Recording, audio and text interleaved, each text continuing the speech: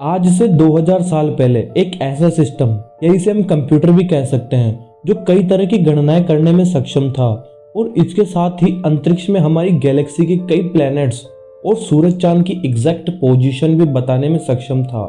आखिर इतने समय पहले इतना परफेक्ट मैकेनिज्म कैसे बनाया जा सकता है? अब तक तो हम यही मानते आ रहे थे कि दुनिया का सबसे पहला कंप्यूटर आज से कुछ 100 साल पहले ही बनाया गया है।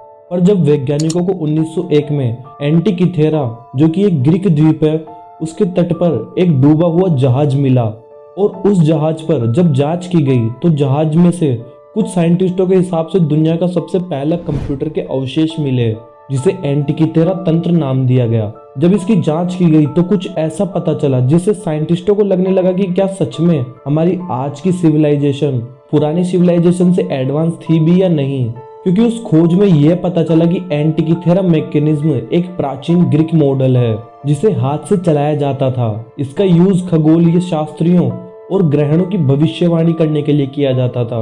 यह उपकरण खेलों के 4 वर्षों के चक्र को ट्रैक करने के लिए यूज होता था, जैसे कि प्राचीन ओलंपिक खेलों के चक्र को। नमस्कार, आप देख रहे हैं स्टोरेज बुक, स्टोरेज में नहीं आपके जहन में। 1902 में साइंटिस्टों को लगा कि यह एक गियर बॉक्स है। इसके अवशेषों में एक लकड़ी के फ्रेम वाला केस भी मिला था जिसमें कई सारे उपकरण और कई गियर मौजूद थे। 2008 में कार्डिफ विश्वविद्यालय की टीम ने कंप्यूटर एक्सरे टोमोग्राफी का उपयोग करके इसके अंदर के टुकड़ों की फोटो बनाई और उन शिलालेखों को भी पढ़ा जो इसकी बाहरी लेयर के रूप में इसको कवर करते थे, जिससे ये साबित हो गया कि इसमें कई गियर थे जो खगोलीय गतिविधियों का अध्ययन करने और ग्रहणों की भविष्यवाणी करने में मदद करते थे। इस मशीन का निर्माण हेलेनिस्टिक ग्रीक वैज्ञानिकों द्वारा किया गया था और इसके निर्माण का समय 87 ईसा पूर्व से 150 ईसा पूर्व के बीच का माना जाता है। यह एक अद्वितीय खगोल और ग्रहण उपकरण था जो हमें प्राचीन ग्रीक गुरु हिप्पोकार्पस के खगोलीय अनुसंधानों के बारे में जानकारी देता है। यह विशेष रूप से चंद्रमा की गति का अध्ययन करने में मदद करता था, जिसमें चंद्रमा का वेग उपभू की तुलना में अधिक होता है। उपभू का अर्थ है चंद्रमा की कक्षा में जब चंद्रमा और पृथ्वी के बीच की दूरी जब सबसे कम होती है तो उसे उपभू कहते हैं, और जब सबसे ज्यादा होती है तो उसे अपभू कहते हैं। उपभू पर चंद्रमा की औसत गति से लगभग 6% अधिक तेज गति से घूमता है। कैप्टन दिमित्रियोस कोंटोस और सीमी द्वीप के स्पंज गोताखोरों के एक दल ने 1900 की शुरुआत में एंटिकिथेरा मलबे की खोज की थी और 1900 से 1901 के बीच में हेलेनिक रॉयल नेवी के साथ पहले अभियान के दौरान इस मैकेनिज्म को और कई अन्य कलाकृतियों को भी यहाँ से बरामद किया गया। रोमन मालवाहक जहाज का यह मलबा ग्रीक द्वीप एंटिकिथेरा पर ग्लिफार्डिया पॉइंट से 45 मीटर की गहराई पर पाया गया था। टीम ने इस डूबे हुए जहाज में कांस्य और संगमरमर की मूर्तियां, मिट्टी के बर्तन, अद्वितीय कांच के बर्तन, आभूषण और सिक्कों के साथ ही इस यंत्र को भी यहाँ से प्राप्त किया।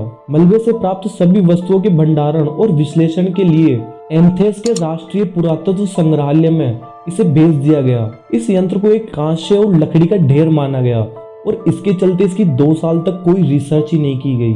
पर 17 मई 1902 को पुरातत्वविद वेलेरियोस स्टेस ने जहाज में से मिले चट्टान के एक टुकड़े में एक गियर व्हील खोजा। शुरू में उनका मानना था कि ये एक खगोलीय घड़ी है, लेकिन अधिकांश विद्वानों ने इसे मानने से मना कर दिया क्योंकि ये बहुत ही ज्यादा जटिल था। उसके बाद जर्मन दार्शनिक अल्बर्ट रहमन ने इस उपकरण में रुचि दिखाई। वह यह प्रस्तावित करने वाले पहले व्यक्ति थे जिन्होंने इसे एक खगोलीय कैलकुलेटर माना। 1951 में ब्रिटिश वैज्ञानिक, इतिहासकार और येल विश्वविद्यालय के प्रोफेसर डेरेक प्राइस ने वस्तु की जांच करना बंद कर दिया, लेकिन 1971 में फिर से प्राइस और ग्रीक परमाणु भौतिक वैज्ञानिक चारलाम्पो कार्लोस ने एक्सरे और गामा रेस के जरिए इसकी कई सारी फोटोज बनाई, जिसमें 82 टुकड़ों को शामिल किया, जिसके बाद इस यंत्र को पहला ज्ञात एनालॉग कंप्यूटर कहा गया। इसका निर्माण हेलेनिस्टिक काल के दौरान माना जाता है। 2014 में आज की डेट के अनुसार एक नए तर्क को प्रस्तुत किया गया, जिसमें तंत्र को 205 ईसा पूर्व के 28 अप्रैल के बाद की अमावस्या के समय जो खगोलीय चंद्र माह था उसके रूप में इसे रखा गया, और इस सिद्धांत से यह निष्कर्ष निकला कि इस तंत्र का निर्माण बेबीलोनियाई अंकगणित के अनुसार है, जो कि ग्रीक त्रिकोणमिति शैली की तुलना में डिवाइस की पूर्वानुमान मॉडल को अच्छे से प्रस्तुत करती है। यह यंत्र विशेषज्ञों के द्वारा पुनर्निर्मित और अध्ययन किया गया। अगर इसकी तकनीक की बात की जाए तो इस यंत्र की तकनीक बेबीलोनियाई कैलेंडर के समकालिक मानी गई है। हालांकि इसमें नक्षत्रों की सीमाएं बदलती रहती है और इसमें जो डायल सिस्टम दिया गया है उसके बाहर एक अंगूठी के आकार की संरचना भी मौजूद है, जिस पर एक मिश्रित कैलेंडर बना हुआ है जिसमें 30 दिन, 12 महीने और 5 अंतरकालीय दिन भी मौजूद है और इनमें मौजूद महीनों के नाम ग्रीक वर्णमाला के अनुसार दिए गए हैं। इसमें दिया गया डायल सिस्टम प्रेजेंट डेट के अनुसार सूर्य की स्थिति को भी दिखाता है।